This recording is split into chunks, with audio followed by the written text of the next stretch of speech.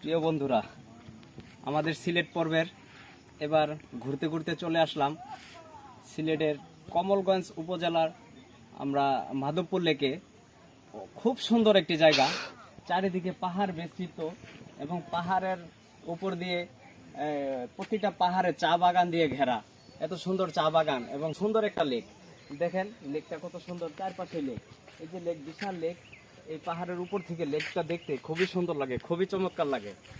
আমরা আমাদের আজকের যে কয়টা স্পট ঘুরেছি, এই প্রত্যেকটা স্পটের মধ্য থেকে এই স্পটটা আসলে আমাকে একটু মুগ্ধ করেছে।